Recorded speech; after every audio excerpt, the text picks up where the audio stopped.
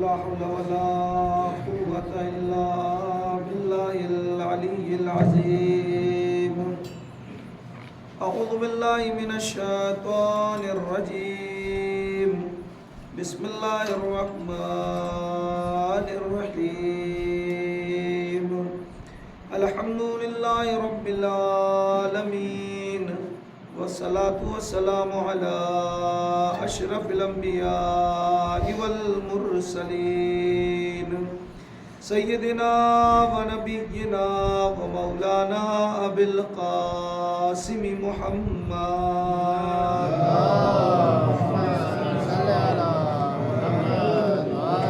وآله الطيبين الطاهرين المعصومين المظلومين، ولعنة الله على أعدائهم أجمعين من يومنا هذا إلى قيام يوم الدين. أما بعد، فقد قال الله تبارك وتعالى في كتابه الكريم وهو أصدق الصادقين وقوله الحق.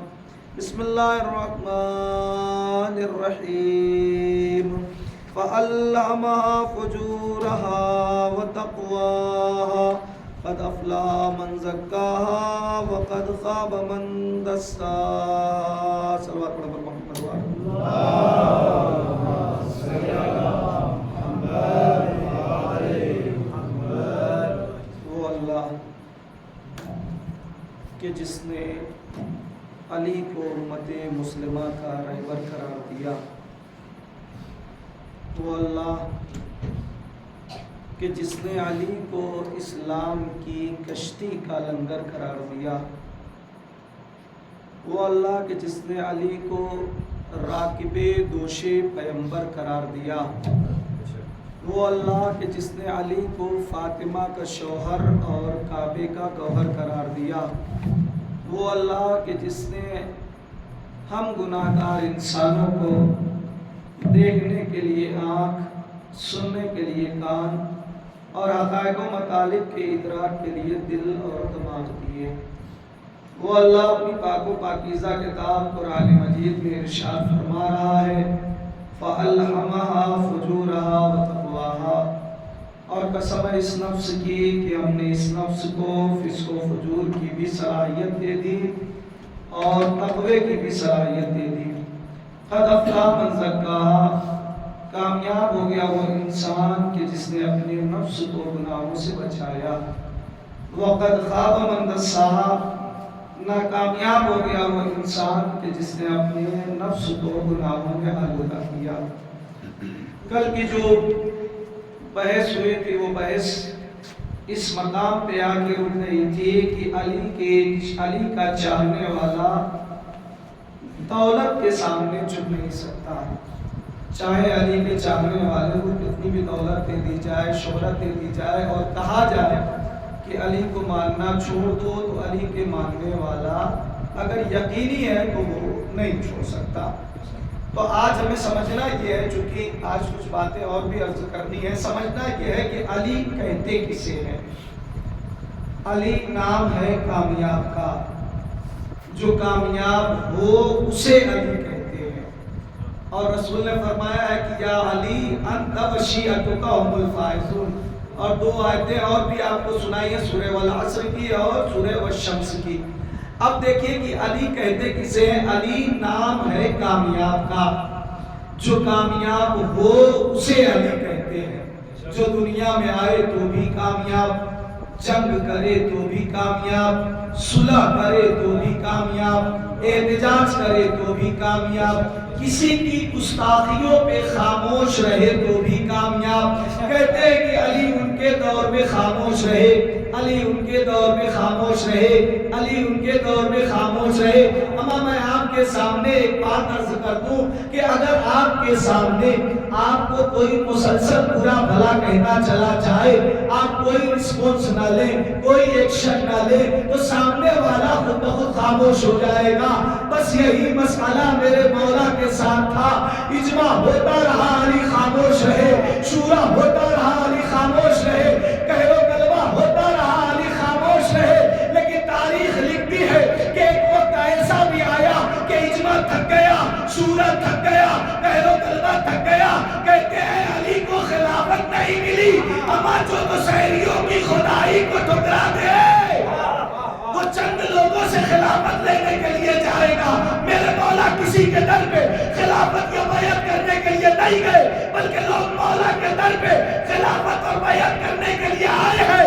اس سے معلوم یہ ہوتا ہے کہ علی کو علی رہنے کے لیے خلافت کی ضرورت نہیں، خلافت کو زندہ رہنے کے لیے مولا کے قدموں کی ضرورت ہے۔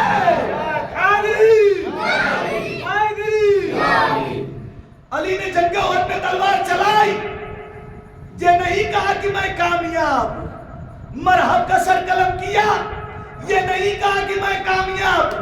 جنگ صفین میں اس طریقے سے تلوار چلائی کہ اعضائے جسم انسانی ہوا میں لرزتے ہوئے نظر آئے، یہ نہیں کہا کہ میں کامیاب۔ خیبر کو فتح کیا، یہ نہیں کہا کہ میں کامیاب۔ داماد پیغمبر قرار پائے، یہ نہیں کہا کہ میں کامیاب۔ کعبے کے گوہر قرار پائے، یہ نہیں کہا کہ میں کامیاب۔ احد کو فتح کیا، یہ نہیں کہا کہ میں کامیاب۔ تو عزیزو مولا کہیں گے کہا کہ میں کامیاب۔ عزیزو اگر میرے مولا جنگ احد میں کہہ دیتے کہ میں کامیاب، خیبر میں کہہ دیتے تو میں کامیاب، مرحب کا سر قلم کرنے کے بعد کہہ دیتے کہ میں کامیاب، تو لوگ یہی کہتے آپ کے مولا کا معیار کامیابی یہ ہے کہ وہ سر اتار کے کامیاب ہے۔ کیا سن رہے ہیں عزیزو؟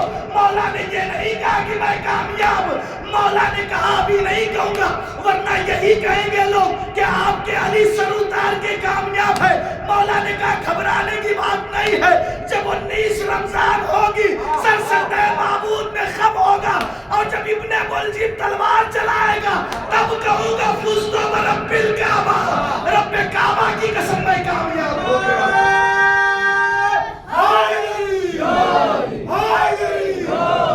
رب کعبہ کی قسم میں کامیاب ہو گیا۔ آپ آمادہ ہو گئے، مجھے یہی آمادہ کرنا تھا، تو جنگ احد میں تلوار چلائی، مگر یہ نہیں کہا کہ میں کامیاب ہوں۔ اب تھوڑی سی احد بھی آج پڑھ دیتا ہوں، ملاحظہ فرمانے کون سی احد؟ قد قتل محمد کا نعرہ بلند، ادھر سے ایک عورت آ رہی ہے، صحابہ نہیں ہے، صحابہ کی عورت ہے، وہ پتہ نہیں کیسے مرد تھے کہ رسول بلاتے رہے وہ آتے ہی نہیں رہے، اور یہ عورت ہے جو یہاں آ رہی ہے۔ ادھر نعرہ بلند ہو چکا ہے قد قتل محمد، محمد قتل کر دیے گئے، محمد مارے گئے۔ وہ صحابہ کی عورت آئی، شہزادی دروازے پہ پردے کے پیچھے صحابہ کی عورت آئی، اور آنے کے بعد کہا شہزادی آپ، اور دروازے پہ کہا میں نے سنا ہے کہ بابا قتل کر دیے گئے، میں نے سنا ہے کہ بابا قتل کر دیے گئے۔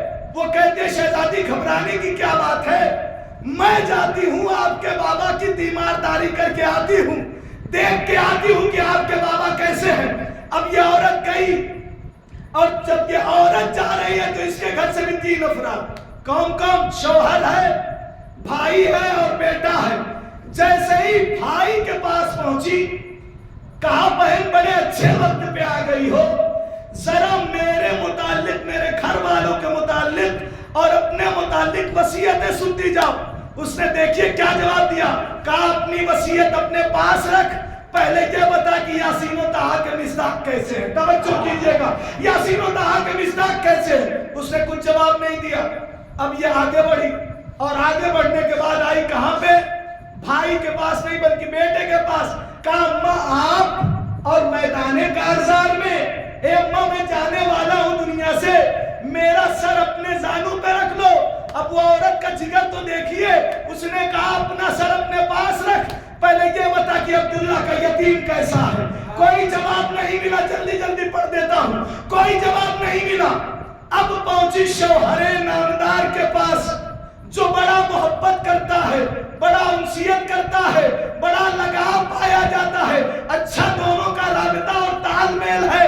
اب جیسے ہی اس کے پاس پہنچی، پہنچنے کے بعد کہا کہ آپ، اور زخمی حالت میں کہا ہاں، کہا یہ بتاؤ کہ یاسین و طٰہٰ کے مصداق کیسے ہیں؟ کہا پہلے اپنے متعلق وصیت سن، اس کے بعد بتاؤں گا۔ کہا نہیں، یہ نہیں ہو سکتا، پہلے بتاؤ کہ حضور کیسے ہیں۔ اب اس نے منافقانہ انداز میں کہا کہ میں نے سنا ہے کہ حضور ٹھیک ہے، ہائے ہائے حضور ٹھیک ہے۔ اب جنگ احد میں بھی دو کردار، ایک وہ ہے جو یہ کہہ رہے ہیں کہ جب رسول ہی نہیں تو لڑنے سے کیا فائدہ، ایک تنہا ایسا علی ہے جو یہ کہہ رہا ہے کہ جب رسول ہی نہیں تو جینے سے کیا فائدہ، جینے سے کیا فائدہ۔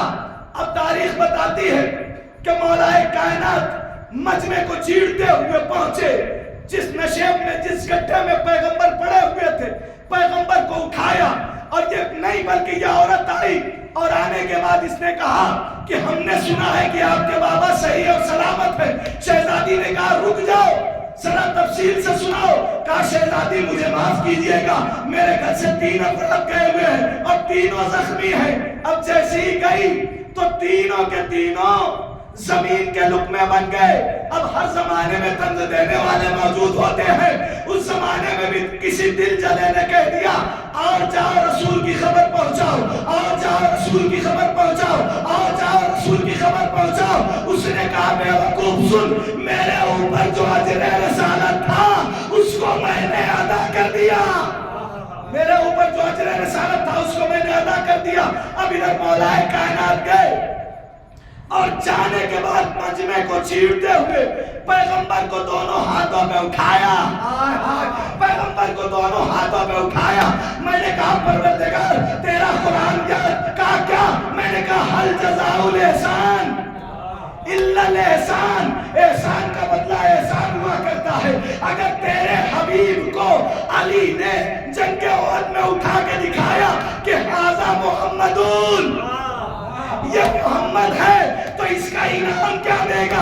عجب نہیں آواز قدرت ہے، اے نادان گھبرانے کی ضرورت نہیں ہے۔ اگر میرے حبیب کو علی نے جنگ احد میں اٹھا کے دکھایا ہے تو غدیر کا میدان ہوگا، اللہ کا حکم ہوگا، سرکار کا دست رسالت ہوگا، من کنت مولا کی صدا ہوگی۔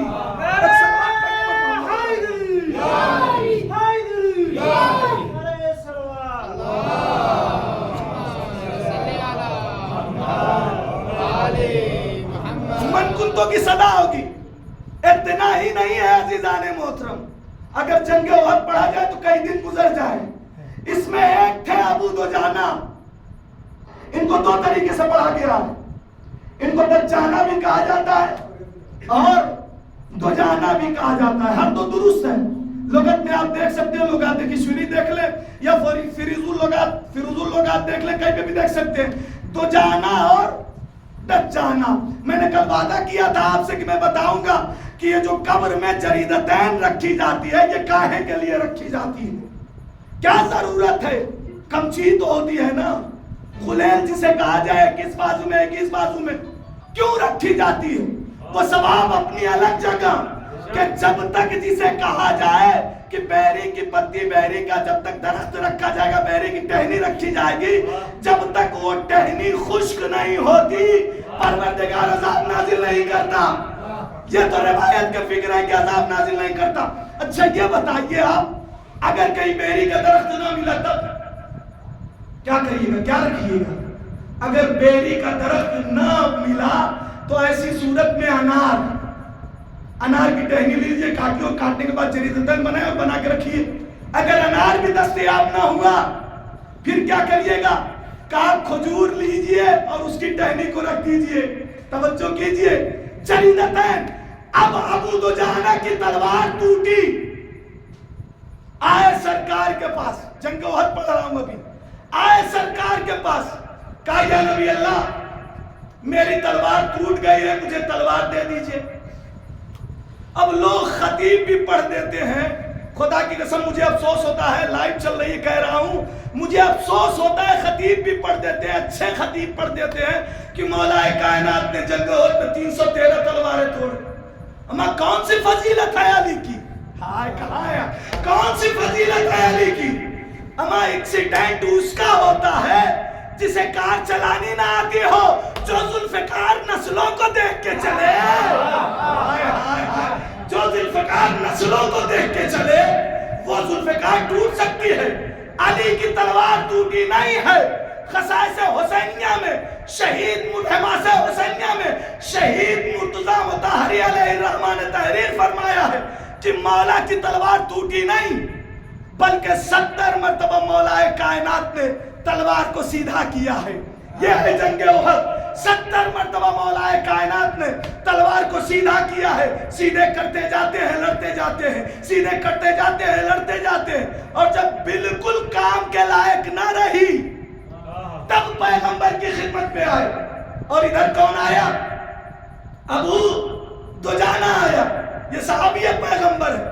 اب اس نے کہا کہ پیغمبر یا نبی اللہ میری تلوار ٹوٹ گئی ہے, آپ مجھے تلوار دے دیجئے. نبی خدا نے ایک شاخ توڑی, ہائے اللہ سلامت رکھے, ایک شاخ توڑی, اور توڑنے کے بعد ابو دجانہ کو پکڑا دیا. ابو دجانہ گئے اور جانے کے بعد لڑنے لگے. جب لڑنے لگے تو اب اس کے بعد جسے کہا جائے مولا کائنات آئے, جن کی تلوار ٹوٹی نہیں تھی بلکہ ٹیڑھی ہوئی تھی, ٹیڑھی ہوئی تھی. اب سیدھی کر بھی چکے تھے پھر بھی لڑنے کے لائق نہیں تھی. اب جب مولا کے پاس آئے, سرکار کے پاس آئے, کہا سرکار میری تلوار ٹوٹ گئی. کہا علی میں تیری تلوار نہیں دے سکتا. ہائے کہاں ہے آپ؟ خدا کی قسم میں تیری تلوار نہیں دے سکتا. کہا یا نبی اللہ ابو دجانہ آیا, وہ آپ کا صحابی, اور آپ نے فوراً اسے ایک ٹہنی توڑی اور توڑنے کے بعد دے دی, اور وہ جانے کے بعد لڑنے لگا. میں آپ کا وسیع, آپ کا بھائی, اور آپ مجھے تلوار نہیں دے رہے ہیں. توجہ کیجئے, آپ مجھے تلوار نہیں دے رہے, کیا وجہ ہے؟ کہا علی سنو, تم خانہ خدا میں آئے ہو لہذا تلوار بھی وہیں سے آئے گی. اب ذوالفقار یہاں نازل ہوئی.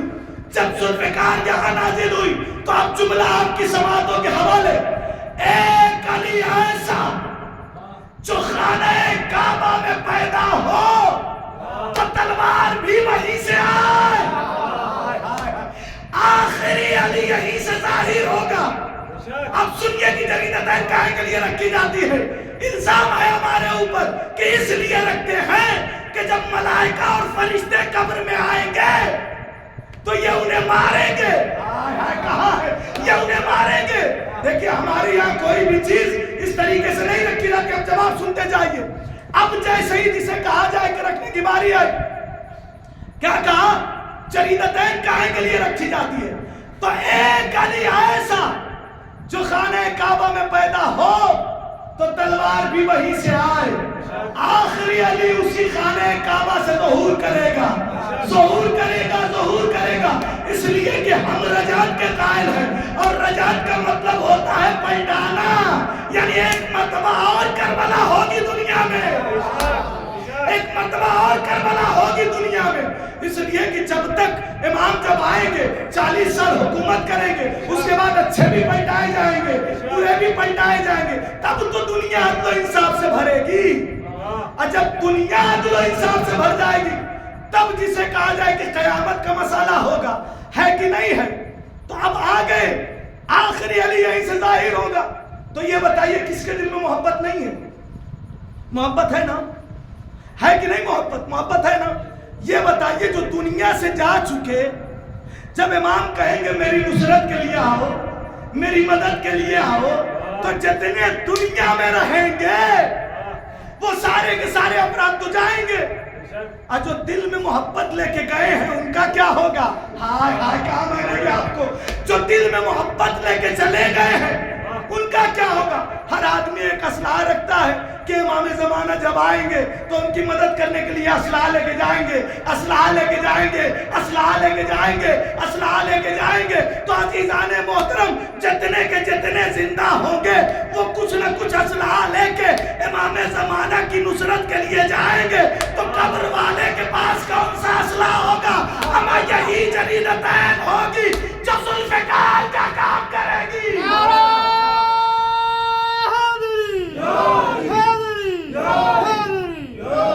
یہی جریدتین ہوگی جو ذوالفقار کا کام کرے گی.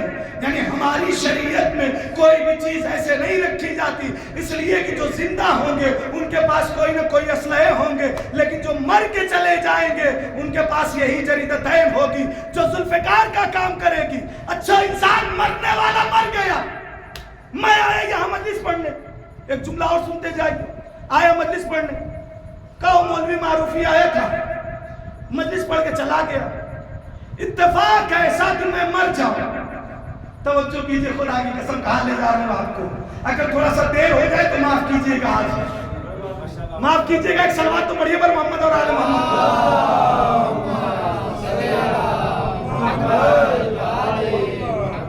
اب جسے کہا جائے کہ میں مر گیا، اب جب میں مر گیا تو کہا وہ ہمارے گرسائے میں یہاں جبڑا گلی میں پڑھنے آئے ہوئے تھے، ایسا کرتے ہیں کہ چلو ان کے جنازے میں شرکت کرتے ہیں، توجہ کیجئے خدا کی قسم کہاں لے جا رہا ہوں، ان کے جنازے میں شرکت کرتے ہیں۔ اب یہاں سے 2-4 افراد پہنچ گئے، میرا مقدر اتنا اچھا کہ میرے مقدر میں فقط آپ نہیں، اگر آیت اللہ سستانی آ جائیں، آیت اللہ سستانی آ جائیں تو آپ کیا کہیے گا؟ ارے یار لگ رہا ہے بہت ایماندار تھا یہ کہ اس کے جنازے میں آیت اللہ سستانی نے شرکت کی، تو اگر ایک مرجع میرے جنازے میں آ جائے تو میرا ایمان مکمل ہو جائے، اور جس ابو طالب کا جنازہ خود رسول اٹھائے تو ابو طالب کافر کیسے ہو گیا؟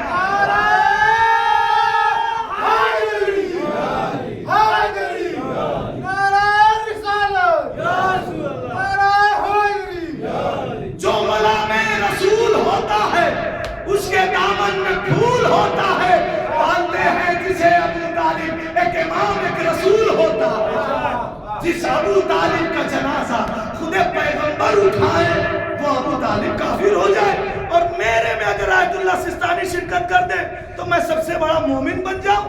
کہاں کا اصول ہے عزیزان محترم؟ اچھا جب دنیا سے آگے بات 2-3 بات کہہ دوں، جب دنیا سے جانے والا جاتا ہے تو کیا ہوتا ہے؟ یہ بتائیے کہ پیغمبر کا نام محمد کس نے رکھا ہے؟ پیغمبر کا نام محمد کس نے رکھا ہے؟ ابو طالب نے۔ کس نے رکھا ہے؟ ابو طالب نے۔ ہے کوئی ایسا انسان اس مجمع میں جو محمد کے علاوہ کسی غیر کے نام کا کلمہ پڑھ کے مسلمان رہ جائے؟ کسی غیر کے نام کا کلمہ پڑھ کے مسلمان رہ جائے؟ کہا سرکار یہ کیسے ہو سکتا؟ میں کہہ رہا ہوں کہ محمد کی جگہ علی کا نام لے لیجئے، کہا مسلمان نہیں ہو سکتے، کہا حسن کا نام لے لیجئے، کہا مسلمان نہیں ہو سکتے، کہا حسین کا نام لے لیجئے، کہا مسلمان نہیں ہو سکتے۔ اگر کلمہ پڑھا جائے گا تو عبداللہ کے یتیم کے نام کا، عبداللہ کے یتیم کے نام کس نے رکھا؟ ایمان ابو طالب بھی سن لیجئے نا، نام کس نے رکھا؟ کہا ابو طالب نے۔ دیکھا محمد کا، دیکھا ابو طالب کا نام رکھا ہوا کتنا پاورفل ہے کہ اگر کوئی انسان محمد کے نام کی تکرار نہ کرے تو وہ دائرہ اسلام میں نہیں آتا، دائرہ اسلام میں نہیں آتا۔ کوئی نہیں آ سکتا نا۔ اچھا اگر ہم کسی غیر کے نام کا کلمہ پڑھیں تو دائرہ اسلام سے خارج، اور اگر کوئی محمد کے نام کا کلمہ پڑھے تو ابو طالب نے رکھا تو کہا دائرہ اسلام میں آ جائے گا۔ اور لفظ بدلوں، اگر کوئی ہمارے نام کا کلمہ پڑھے اگر وہ پاک ہے تو نجس ہو جائے گا، اگر کوئی محمد کے نام کا کلمہ پڑھے تو وہ نجس ہے تو پاک ہو جائے گا۔ تو سمجھ میں آیا ہمارا اور آپ کا نام وہ نام جو نجس کو نہیں بلکہ پاک کو نجس بنائے، محمد کا نام وہ نام جو نجس کو پاک بنائے۔ تو جب ہمارا اور آپ کا نام محمد کے نام جیسا نہیں تو محمد ہمارے جیسے۔ ایک سلوات تو پڑھ کے محمد اور آل محمد۔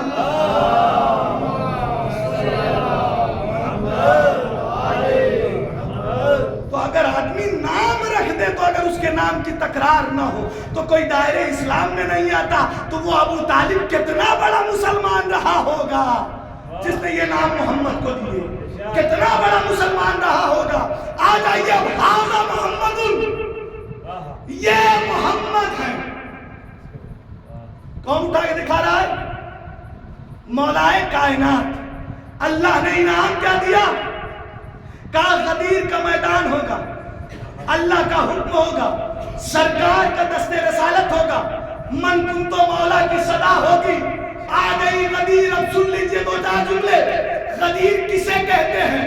دیکھیے غدیر صرف ہماری عید نہیں ہے. آدم صفی اللہ کی عید ہے, نوح نبی اللہ کی عید ہے, ابراہیم خلیل اللہ کی عید ہے, موسیٰ کلیم اللہ کی عید ہے, عیسیٰ روح اللہ کی عید ہے.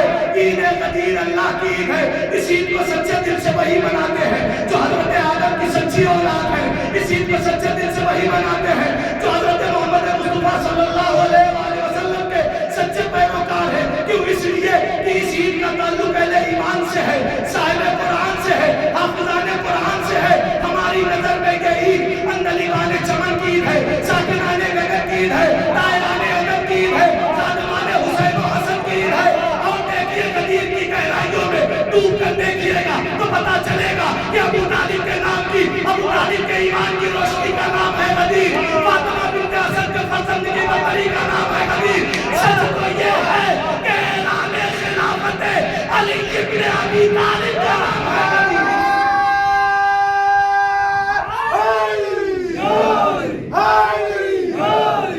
اعلان خلافت علی ابن ابی طالب کا نام ہے غدیر. اچھا غدیر آئی, پیغمبر نے سارے لوگوں کو یکجا کیا. یکجا کرنے کے بعد پیغام کیا دینا چاہ رہے ہیں پیغمبر؟ جو آگے بڑھ گئے ہیں بلا لاؤ, جو پیچھے رہ گئے ان کو بھی بلا لاؤ. ٹھیک ہے نا؟ تو یہ پیغمبر کیا دینا چاہ رہے ہیں, کیا بتانا چاہ رہے ہیں؟ بتانا چاہ رہے ہیں کہ اگر علی سے آگے بڑھے تو بھی ہلاک, علی سے پیچھے رہے تو بھی ہلاک. جب بھی رہنا ساتھ میں رہنا علی کے. اچھا منبر بنایا گیا. سرکار کاہے کا منبر؟ کجاؤں کا منبر, مدینے کا منبر منگوا لیا ہوتا. کیا ضرورت تھی کجاؤں کا منبر بنانے کی؟ مدینے کا منبر بنوا لیتے, اس سے اچھا ہو جاتا, آرام سے کوئی زحمت بھی نہیں ہوتی, اور جسے کہا جائے کام نکل جاتا. یعنی اس لیے پیغمبر نے یہ منبر بنوایا تھا تاکہ جب یہاں کے حاجی مدینے کی گلیوں میں جائیں اور جب اونٹ کو دیکھیں تو انہیں علی کی ولایت یاد آئے, علی کی ولایت یاد آئے. منبر ایک, یہاں کبھی منبر دیکھ رہے ہیں نا, منصوب ہے نا. یہ بتائیے ایک منبر ایک خطیب, آپ نے کسی جلوس میں دیکھا ہے کہ ایک منبر ہو دو خطیب ہو؟ ایک منبر ہو دو خطیب ہو, نئے طریقے سے سنانے کی کوشش کر رہا ہوں. ایک منبر ہو دو خطیب ہو, کہانی یہ نہیں ہو سکتا. اگر یہ ہوگا تو بولیں گے کیسے دونوں, یہ ہوگا تو بولیں گے کیسے دونوں. جب ایک خطیب اترتا ہے تب دوسرا جاتا ہے, اور جب دوسرا اترتا ہے تب تیسرا آتا ہے, جب تیسرا اترتا ہے تو چوتھا جاتا ہے. لیکن غدیر کا تنہا منبر ایسا ہے جہاں منبر تو ایک تھا, جہاں منبر تو ایک تھا, خطیب دو تھے. ایک بولتا تھا تو نہج البلاغہ ڈھلتی تھی, دوسرا بولتا تھا تو قرآن ڈھلتا تھا. ایک بولتا تھا تو نہج البلاغہ ڈھلتی تھی, اور دوسرا بولتا تھا تو قرآن ڈھلتا تھا. اگر اس کو نہ پہنچائے پھر کیا ہوگا؟ اجر رسالت کا, سارے نبیوں کی محنت کیا ہے؟ بیکار ہے. اب انصاف سے بتائیے, یہاں سے وہاں تک آواز پہنچانے کے لیے, صدا پہنچانے کے لیے کس کی ضرورت ہوتی ہے؟ مائک کی ضرورت ہوتی ہے. وہاں پہ کتنے آدمی؟ 1.25 لاکھ کا مجمع. اور اگر انسان سے اگر کوئی یہاں کانا بھی ہو اور بہرا بھی ہو, ہائے ہائے ہائے, تو اس تک آواز جا سکتی ہے. لوگ کہتے ہیں قولی ہے, فعلی ہے, تقریری ہے. اس سے آسان میں آپ کو بتا دیتا ہوں نا کہ ہے کیا.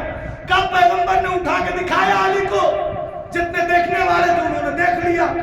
پیغمبر نے سنا دیا من کنت مولا کہہ کے, تو جتنے جسے کہا جائے کہ کان رکھتے تھے انہوں نے سن لیا. اور جس کے پاس نہ کان رہا ہو, نہ آنکھ رہی ہو, وہ کیا کرے گا؟ جس کے پاس نہ آنکھی ہو نہ کانی ہو, اور اگر ولایت علی کو نہیں پہنچایا تو کچھ نہ پہنچایا. اس لیے کہ پیغمبر کی بھی رسالت بھی بیکار. یعنی سارے نبیوں کی محنت ٹکی ہوئی ہے علی کی ولایت کے اوپر, علی کی ولایت کے اوپر. تو اگر کوئی اندھارا ہو, کوئی کان نہ رکھتا ہو, تو نہ وہ دیکھ سکتا ہے نہ سن سکتا ہے. اب میں آپ کو ایک جملہ بیان کر دوں. جب آپ بیروار کو قبرستان جاتے ہیں تو قبرستان پہ ایک جملہ لکھا ہوتا ہے گیٹ پہ. کیا لکھا ہوتا ہے؟ السلام علیکم یا اہل القبور، یعنی قبر والا بھی جواب دیتا ہے جسے ہم مردہ سمجھتے ہیں. تو انصاف سے بتائیے جب ہماری آواز پہ قبر والا بھی جواب دے تو اگر پیغمبر کی آواز ہو جس کے ہاتھ پہ سنگریزے بھی کلمہ پڑھنے لگ جائے تو پھر اس کی آواز لوگوں تک کیسے نہیں پہنچے گی؟ اب پھر یہاں پہ یہ سوال پیدا ہوتا ہے ولایت علی کو پہنچانا. اب ایک انسان نے سوال کر لیا، سوال سائل بے عذاب واقع، سوال کرنے والے نے سوال کیا، کیا نام تھا اس کا؟ حارث بن نعمان فہری. اس نے کہا کہ اگر یہ آپ کی طرف سے ہے تو اللہ آپ کو دیکھے، اللہ آپ کو دیکھے، اور اگر اللہ کی طرف سے ہے، دیکھیں ولایت علی میں شک کر رہا ہے، شک کر رہا ہے اگر اللہ کی طرف سے ہے تو اللہ مجھے دیکھے. اب ایک جملہ کہہ دیتا ہوں، آیا ولایت علی واجب ہے یا مستحب ہے یا مکروہ ہے یا مباح ہے یا حرام؟ دیکھیے تشہود کی بات نہیں کر رہا ہوں، تشہود جتنا پڑھا جا رہا ہے اتنا ہی پڑھا جائے، ٹھیک ہے نا؟ اس میں علی ولی اللہ نہیں ملانا ہے ہمیں. علی ولی اللہ واجب ہے اس لیے کہ واجب کو چھوڑنے کے بعد عذاب نازل ہوتا ہے. کہاں ہے عذاب نازل ہوتا ہے؟ جیسے ہی حارث بن نعمان فہری نے کہا اگر آپ کی طرف سے تو اللہ آپ کو دیکھے، اگر اللہ کی طرف سے تو اللہ مجھے سمجھے. اتنے میں ایک پتھر آیا، یعنی علی کی ولایت کو شک کیا تو اللہ نے بتا دیا کہ جو بھی علی کی ولایت کو چھوڑے گا اس کے اوپر عذاب آئے گا، اس کے اوپر عذاب آئے گا. اور آنے کے بعد کیا ہوا؟ وہ خاکستر ہو گیا. اس کا مطلب یہ ہے کہ خدا کی قسم اگر ہم علی کی ولایت کا دم نہ بھرے اور کلمے میں لا الہ الا اللہ محمد رسول اللہ کے بعد اگر علی ولی اللہ نہ کہیں تو پھر ہم ختم نبوت کے بھی قائل نہیں ہو سکتے. ہم ختم نبوت کے بھی قائل نہیں ہو سکتے. کیوں؟ اس لیے کہ جب آدم آئے تو ان کا کلمہ کیا تھا؟ کیا کلمہ تھا؟ لا الہ الا اللہ. آدم صفی اللہ. نوح آئے ان کا کلمہ کیا تھا؟ اما غدیر سے پہلے جنت سستی تھی. ہائے کہاں ہے؟ خدا کی قسم غدیر سے پہلے جنت بہت سستی تھی، لیکن غدیر کے بعد اب دیکھیے کیسے جنت مہنگی ہو رہی ہے. آدم آئے کلمہ کیا تھا؟ کہا لا الہ الا اللہ آدم صفی اللہ. نوح آئے کلمہ کیا تھا؟ لا الہ الا اللہ نوح نبی اللہ. ابراہیم آئے کلمہ کیا تھا؟ لا الہ الا اللہ ابراہیم خلیل اللہ. موسیٰ آئے کلمہ کیا تھا؟ لا الہ الا اللہ موسیٰ کلیم اللہ. عیسیٰ آئے کلمہ کیا تھا؟ لا الہ الا اللہ عیسیٰ روح اللہ. لا الہ الا اللہ عیسیٰ روح اللہ. اور اس کے بعد جسے کہا جائے شیش آئے کلمہ کیا تھا؟ لا الہ الا اللہ شیش ہیبت اللہ. یعنی جب آدم آئے تو کلمہ یہی رکا رہا، نوح آئے تو کلمہ وہی رکا رہا، ابراہیم آئے تو کلمہ وہی رکا رہا، عیسیٰ آئے تو کلمہ وہی رکا رہا. یعنی ہر نبی اپنے آنے والے نبی کی خبر دے رہا ہے کہ میرے بعد کوئی نبی آنے والا ہے، میرے بعد کوئی نبی آنے والا ہے، میرے بعد کوئی نبی آنے والا ہے. اب اگر ہم آج کے زمانے میں لا الہ الا اللہ محمد رسول اللہ پہ رک جائیں تو ہمیں بھی انتظار کرنا پڑے گا کہ کوئی نبی آنے والا ہے. اگر اس انتظار کو ختم کرنا ہے تو اب ہمیں پڑھنا پڑے گا لا الہ الا اللہ محمد رسول اللہ علی ولی اللہ.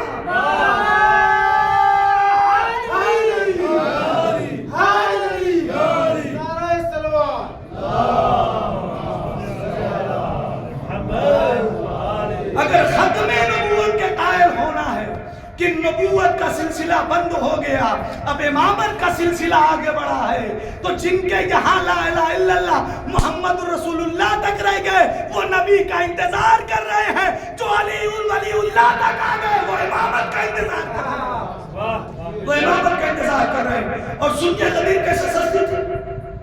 اگر لا الہ الا اللہ آدم صفی اللہ کہتے تو جنت نہیں مل جاتی؟ مل جاتی نا، جنت مل جاتی. روزہ رکھنے کی ضرورت ہوتی، نماز پڑھنے کی ضرورت ہوتی، حج کرنے کی ضرورت ہوتی، زکات دینے کی ضرورت ہوتی نہیں نا. اس کے بعد آدم کے بعد نوح آئے لا الہ الا اللہ نوح نجی اللہ کہتے جنت مل جاتی. کہاں مل جاتی؟ ابراہیم آئے لا الہ الا اللہ ابراہیم خلیل اللہ جنت مل جاتی. کہاں جنت مل جاتی. تو اب وہ افراد جو جنت کے خواہاں ہیں یا تو قدیر سے پہلے مر جاؤ یا قدیر کے بعد علی ولی اللہ کہنے لگ جاؤ. ایک سلوات تو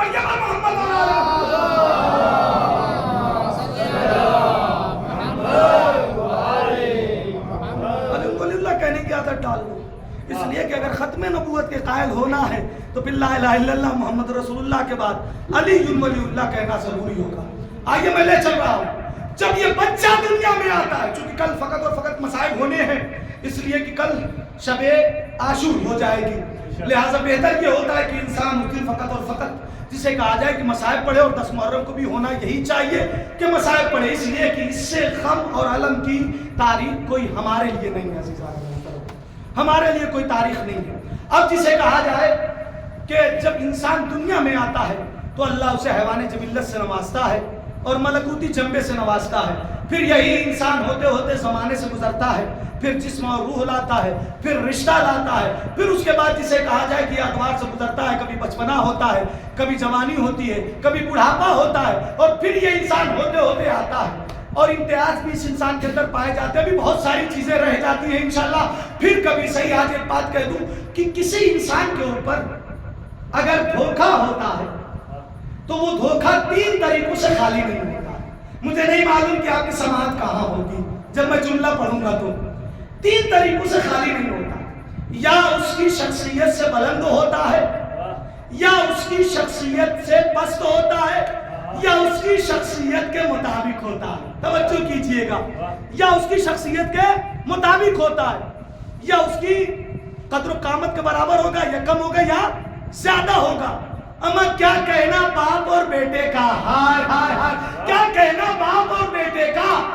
جب جسے کہا جائے کہ آقا عباس پہ اور آقا علی پہ اگر دھوکا ہوا ہے تو ان کی شخصیت سے بلند ہوا ہے.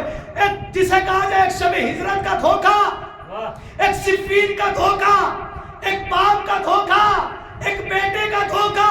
باپ پہ شب ہجرت دھوکا ہوا تو اس کی شخصیت سے بلند، بیٹے پہ میدان صفین میں دھوکا ہوا تو اس کی شخصیت سے بلند. باپ پہ جو شب ہجرت دھوکا ہوا تو نبی ہونے کا، بیٹے پہ جو دھوکا ہوا تو علی ہونے کا، بیٹے پہ جو دھوکا ہوا تو علی ہونے کا. یہی وجہ ہے کہ جب جناب عقیل سے کہا اے عقیل کوئی ایسا خاندان تلاش کرو، تھوڑا سا فضائل سنتے چلے جائیے، کوئی ایسا خاندان تلاش کرو کہ جہاں جب میں شادی کروں جو بہادر اور شجاع خاندان ہو، جس خاندان سے اللہ مجھے ایک بیٹا دے جو حسین کے کام آئے. اب جناب عقیل جسے کہا جائے کہ نسل سناش تھے، آپ کی زبان میں کہہ دیتا ہوں، علم الانساب کے ماہر تھے. اب وہ گئے قبیلے بنی کلابیہ میں، اور جانے کے بعد جناب حزام کے دروازے پہ پہنچنے کے بعد علیگ سلیگ کیا، اور علیگ سلیگ کرنے کے بعد آدمی جب کسی انسان کا رشتہ لے کے جاتا ہے تو یہ بتائیے کہ خصوصیات گنواتا ہے کہ نہیں گنواتا ہے، کہ میرے بیٹے میں یہ پایا جاتا ہے، میرے بیٹے میں یہ پایا جاتا ہے، میرے بیٹے میں یہ پایا جاتا ہے. اور بیٹی والے جب آتے ہیں تو وہ کہتے ہیں میری بیٹی یہ کر لیتی ہے، میری بیٹی یہ کر لیتی ہے، میری بیٹی یہ کر لیتی ہے کہ نہیں ہے نا. لیکن اگر ایک پیغام بھی دیتا، چلو بات آ گئی تو، لیکن اگر کہیں سے گڑبڑ معاملہ ہو جاتا ہے تو بنا بنایا رشتہ ٹوٹ جاتا ہے. ہائے ہائے ہائے، بنا بنایا رشتہ ٹوٹ جاتا ہے. خدا کی قسم قربان ہو جائیے اس فاطمہ پر کہ جو روز ہمیں گناہ کرتے دیکھتی ہے پھر بھی ہم سے رشتہ نہیں توڑتی.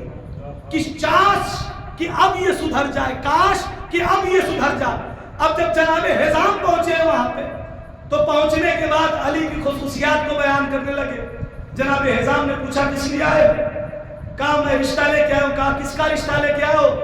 کہا اس کا رشتہ لے کے آئے ہو جو ذاکر اکبر ہے، جو ساقی کوثر ہے، جو شیر خدا ہے، جو غضنفر دین ہے، جو قسیم النار والجنہ ہے، جو ہادی ہے، جو امین ہے، جو باب اللہ ہے، جو ہیبت اللہ ہے، جو ید اللہ ہے، جو عین اللہ ہے، جو باب اللہ ہے، جو جنب اللہ ہے، جو جنب اللہ ہے. جب اتنا کہہ دیا کہا میں رشتہ اس کے لیے لایا ہوں کہ اگر آدم نہ مانے تو توبہ قبول کرانے والا کوئی نہیں، نوح نہ مانے تو کشتی کو پار لگانے والا کوئی نہیں، ابراہیم نہ مانے تو نہر نمرودی سے بچانے والا کوئی نہیں، شیش نہ مانے تو آرے سے بچانے والا کوئی نہیں، سلیمان نہ مانے تو تخت پہ بٹھانے والا کوئی نہیں. کہا اس کا رشتہ لے کے آیا ہوں کہ اگر میں اس کے رشتے کو نہیں پہنچایا تو گویا کچھ نہ پہنچایا. اب جیسے یہ اتنا فکرہ انہوں نے سنا پیشانی پہ بل آ گئے، کہا رک جاؤ عقیل رک جاؤ، کہا اب کیا ہوا اور خصوصیات بیان کروں؟ کہا نہیں اب خصوصیات بیان کرنے کی ضرورت نہیں ہے، اب میں سمجھ گیا ہوں کہ تو کس کا رشتہ لے کے آیا ہے، کس کا رشتہ لے کے آیا ہے،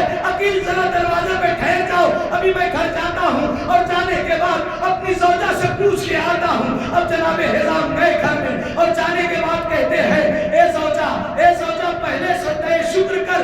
زوجہ کہتی ہے اے شوہر نامدار سجدہ شکر تو وہاں ہوتا ہے جہاں نعمت مل جائے، جہاں نعمت مل جائے، یہاں نعمت کہاں ہے؟ کہا اگر نعمت بڑی ہو تو سجدہ پہلے کیا جاتا ہے، نعمت بعد میں بتائی جاتی ہے، سجدہ پہلے کیا جاتا ہے، نعمت بعد میں بتائی جاتی ہے۔ اب جناب حزام کی زوجہ سجدے میں گئی اور جانے کے بعد جب سجدے سے سر اٹھایا تو ایک مرتبہ کہا اے حزام میں نے آپ کے کہنے پہ سجدہ تو کر لیا، اب نعمت تو بتا دو، اب نعمت تو بتا دو۔ کہا تم برداشت کر پاؤ گی، تم برداشت کر پاؤ گی؟ کہا ہاں حزام بتاؤ تو وہ نعمت کیا ہے؟ ایک مرتبہ جناب حزام کہتے ہیں کہ جو رسول اور خدیجہ کا داماد ہے وہ علی ہمارا داماد بننے آیا ہے، وہ علی ہمارا داماد بننے آیا ہے۔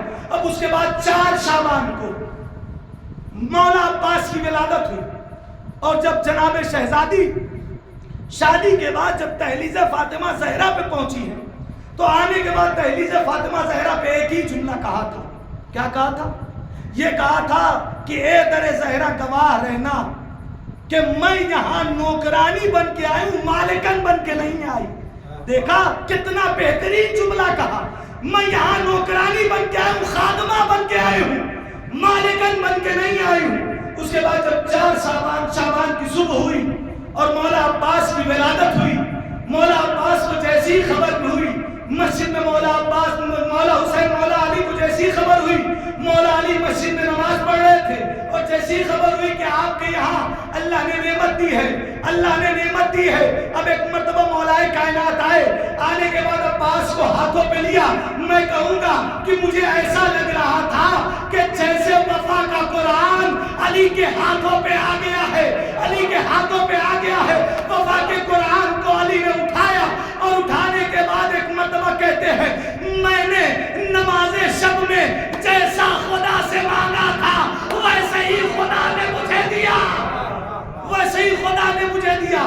اب اس کے بعد مولا عباس کو ہاتھوں پہ لینے کے بعد ایک مرتبہ کہتے ہیں میں اس کا نام عباس رکھتا ہوں، میں اس کا نام عباس رکھتا ہوں۔ جیسے ہی زینب نے سنا کہ بابا نے اس کا نام عباس رکھا ہے فوراً قریب آئی اور آنے کے بعد کہتی ہے بابا مجھے عباس کو دے دیجئے، مجھے بھیا کو دے دیجئے، مجھے بھیا کو دے دیجئے۔ کہا بیٹی کیا کرو گی، یہ تمہارا ہی بھائی ہے، اسی گھر میں رہنے والا ہے۔ ایک مرتبہ زینب کہتی ہے ارے مجھے اماں کی کوئی وصیت یاد آ گئی، اماں کی کوئی وصیت یاد آ گئی۔ کہا اچھا ٹھیک ہے۔ ایک مرتبہ کانوں کو لیا، لینے کے بعد عباس کو کان میں ایک مرتبہ کہا اے عباس تمہیں میری ماں فاطمہ نے سلام بھجوایا ہے، تجھے میری ماں فاطمہ نے سلام کہلوایا ہے۔ دیکھا کہ عباس کا مرتبہ کیا ہے، خاتون جنت عباس کو سلام بھجوا رہی ہے۔ اور اس کے بعد ایک پیراہن نکالا، پیراہن نکال کے پہنایا اور وہ بھی پیراہن جو دیا تھا وہ بھی کس کا پیراہن تھا، وہ کس کا پیراہن تھا؟ یعنی شہزادی نے پیراہن سل کے رکھا تھا۔ شہزادی جانتی تھی کہ ایک بچے کی ولادت ہوگی جو میرے حسین پہ کام آئے گا۔ اب جملہ سنو، حسنین وہ ہے کہ جن کے لباس جنت سے آئے، عباس وہ ہے کہ جس کا لباس خاتون جنت دے۔ ایک سلام پڑھیے پر محمد اور آل محمد۔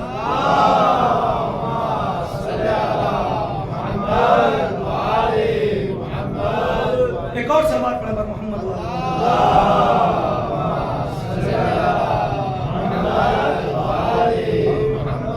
مولا عباس کی بہت ساری فضیلتیں ہیں، اگر میں چاہتا تو جنگ صفین بھی پڑھتا اور بھی بہت ساری جنگیں عسقل سے جو مولا نے جنگ کی ہے وہ بھی پڑھتا، لیکن میں آپ کی تھکن کو بھی مد نظر رکھتا ہوں۔ عزیزان محترم، کہ وہ عباس ہے کہ جو علی کی دعاؤں کا نتیجہ ہے۔ خدا کی قسم جتنا آقا عباس نے صبر کیا شاید کسی نے صبر کیا ہو۔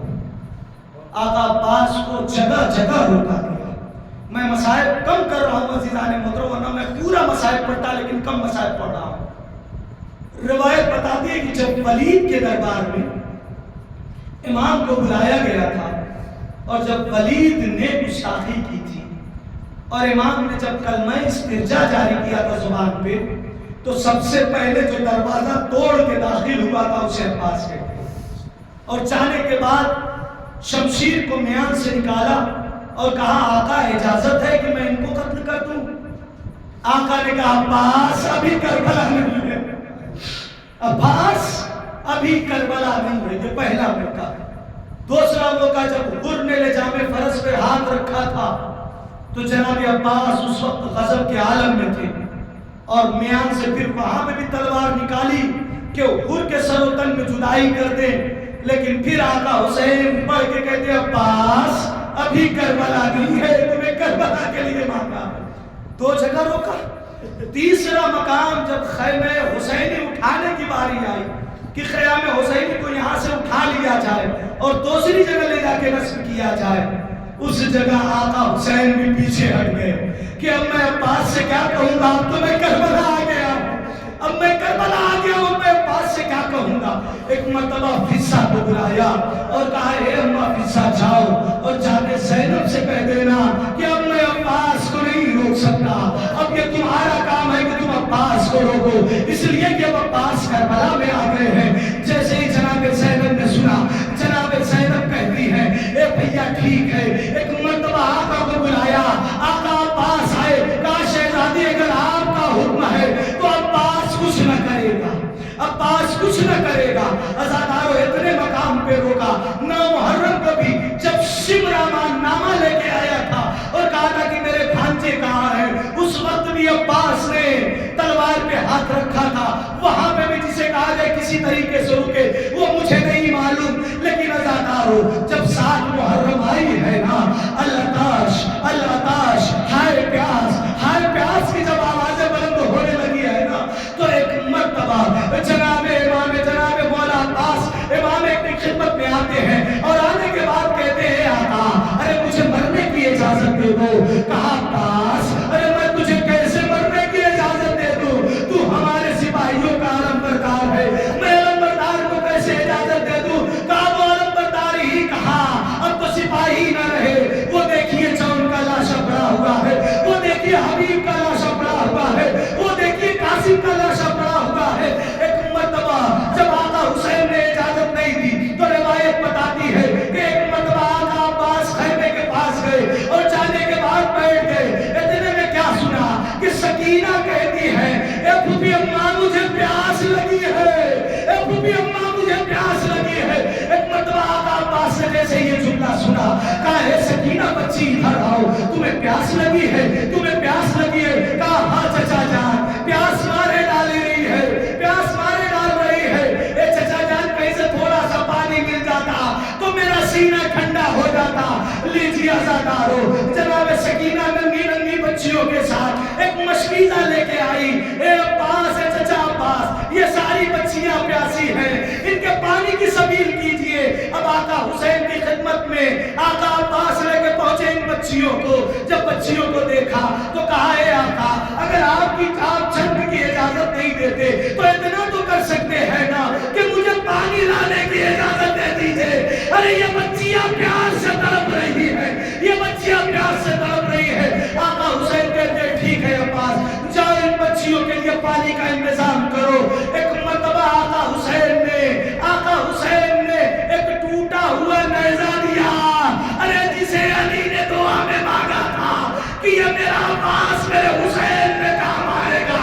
ارے جس عباس کو اتنی حسرت تھی کہ میں آقا کی مدد کروں گا، جب ایک ٹوٹا ہوا نیزہ دیا ہوگا تو عباس کے اوپر کیا گزری ہوگی مجھے نہیں معلوم۔ علم پہ لکھا ہوا تھا نصر من اللہ و فتح قریب۔ آقا حسین نے اس کو کاٹا، کاٹنے کے بعد لکھا انا للہ و انا الیہ راجعون، انا للہ و انا الیہ راجعون۔ ایک مرتبہ آقا عباس چلے اور جاتے جاتے دریا میں مشکیزے کو ڈالا اور ڈالنے کے بعد مشکیزے کو پر کیا۔ ایک مرتبہ ہاتھوں میں پانی اٹھایا، اٹھانے کے بعد دیکھا پہنچنے کے بعد دریا پہ مارا اور عباس سے اپنا دامن عباس سے اپنا ہاتھ پوچھ لیا. پوچھنے کے بعد ایک مرتبہ چلے علم لے کے چل رہے تھے. جناب سکینہ میرے خیمہ پہ ہے. ایک مرتبہ سکینہ کہتی ہے اے بچوں دیکھو وہ میرا چچا عباس پانی لے کے آ رہا ہے. ارے ہماری پیاس بجھائے گی. اب ایک مرتبہ جیسے ہی مولا عباس آگے بڑھے کہ ایک شکی نے ایسا وار کیا کہ عباس کا دایاں شانہ قلب ہو گیا. اس کے بعد اور آگے بڑھے علم جھکنے لگا. پھر علم کو اٹھایا. جناب سکینہ کی آنسیں ٹوٹنے لگی تھی لیکن جیسے ہی علم کو دیکھا کہ ایک مرتبہ علم بلند ہوا. پھر جناب سکینہ میرے خیمہ سے دیکھ رہی ہے اور کہہ رہی ہے بیٹیوں اے بچیوں گھبراؤ نہیں. وہ دیکھو میرے چچا آ رہے ہیں. اب ایک مرتبہ ایک شکی نے ایسا وار کیا کہ آقا کا پایا بازو قلم ہو گیا. آزادارو اب مشک سکینہ کو دانتوں سے دبایا. ایک شکی نے ایسا وار کیا کہ مشک سکینہ چھن گئی. ارے عباس کی آنکھ ٹوٹ گئی. مشک سکینہ چھن گئی. عباس کی آنکھ ٹوٹ گئی. ایک مرتبہ اتنے میں ایک ملعون نے پیشانی پہ ایک تیر مارا. عباس سنبھل نہ سکے. اتنے میں ایک ملعون نے آنکھوں میں ایک تیر مارا. ایک مرتبہ عباس نے چاہا کہ آنکھوں سے تیر کو نکالوں. نکالنے کی غرض سے ایسے سر کو جھکایا. اتنے میں ایک ملعون نے ایسا گرز مارا کہ عباس اب زین پہ نہ رہے. ازادارو جب کوئی آسمان سے جب کوئی بلند جگہ سے زمین پہ آتا ہے تو اپنے ہاتھوں کا سہارا لیتا ہے. آئے میرا عباس. ارے جب زین سے زمین پہ آیا ہوگا عباس کے ہاتھ قلم تھے. اللہ آپ کو کوئی غم نہ دے. لیجئے ایک مرتبہ آقا کو آواز دی. آقا آئے اور آنے کے بعد کہا اے عباس یہ بتاؤ اگر کوئی تمہاری تمنا ہو. کہا آقا جب میں دنیا میں آیا تھا تو سب سے پہلے آپ کی زیارت کی تھی لیکن آج وقت ایسا ہے کہ ایک آنکھ میں خون ہے ایک آنکھ میں تیر پیوستہ ہے. ایک مرتبہ امام حسین علیہ السلام نے آنکھ کے خون کو صاف کیا اور صاف کرنے کے بعد ایک مرتبہ آقا حسین نے اپنی زیارت کرائی آقا عباس کو. جب زیارت کر چکے نا اب آقا حسین کہتے ہیں میری بھی ایک وصیت ہے. جاتے جاتے ایک وصیت کو پورا کر دینا. عباس کہتے ہیں آقا وہ کیا ہے؟ کہا اے عباس آج تک تو نے مجھے اپنا آقا کہا ہے. ایک مرتبہ بھائی کہہ کے پکار لو. ادھر عباس نے بھائی کہہ کے پکارا. ادھر روح کفس عنصری سے پرواز کر گئی. اب ادا کارو علم عباس کے ہاتھ میں نہیں ہے اس لیے کہ عباس نے کہا تھا مجھے خیمے میں نہ لے جائیے گا مجھے سکینہ سے شرم آتی ہے. لیجیے آزادارو ایک مرتبہ جناب عباس کا علم ایک مرتبہ امام حسین نے اٹھایا. جناب سکینہ نے کہا دیکھو میرا چچا وعدہ کر کے گیا تھا نا. ارے وہ پانی ضرور لائے گا. ایک مرتبہ جب جیسے ہی علم قریب آتا گیا جناب سکینہ دلاسا دیتی گئی تشفی دیتی گئی لیکن جیسے ہی علم زیادہ قریب آیا ہے نا تو ایک مرتبہ سکینہ نے کیا دیکھا کہ ارے میرا چچا نہیں آیا. ارے میرا بابا علم لے کے آیا ہے. ایک مرتبہ سکینہ طلب گئی اے بابا میرا چچا کہاں گیا؟ کہا تیرا چچا نہر کے کنارے اپنے دونوں بازو کو کٹا کے سو گیا. سکینہ نے کہا اے بابا ارے مجھے پانی نہیں چاہیے مجھے میرا چچا چاہیے. انا للہ و انا الیہ راجعون. رسل قضائہ و تسلیم امرہ 10 مرتبہ یا اللہ یا اللہ یا اللہ یا اللہ یا اللہ یا اللہ یا اللہ یا اللہ یا اللہ یا اللہ. بارے اللہ تجھے اس اسمہ کا واسطہ ہماری اس مختصر سی اور قلیل سی عبادت کو قبول فرما. بارے اللہ میں جو مقروض ہیں ان کے قرض و غیب سے عطا فرما. بارے اللہ میں جو بے اولاد ان کو اولاد نبینہ اور صالح عنایت فرما. بارے اللہ میں جو عجوز اعراض سے مشرف نہیں ہو سکے انہیں حج و زیارات سے مشرف فرما، بارلا پرچم اسلام کو سربلند فرما، پرچم کفر و نفاق کو سرنگو فرما۔ بارلا جن حضرات نے اس مجلس میں شرکت کی ہے، پالنے والے تجھے عباس کے کٹے ہوئے شانوں کا واسطہ، تجھے عباس کے کٹے ہوئے شانوں کا واسطہ، تجھے سکینہ کی پیاس کا واسطہ ان کی نیک اور دلی حاجات کو قبول فرما۔ بارلا تیری بارگاہ میں بہترین دعا یہ ہے کہ امام زمانہ کے ظہور میں تعجیل فرما اور ہم سب کو ان کے ناصر و مددگار میں شمار فرما۔ ربنا تقبل منا انک انت السمیع العلیم، ماتم حسین۔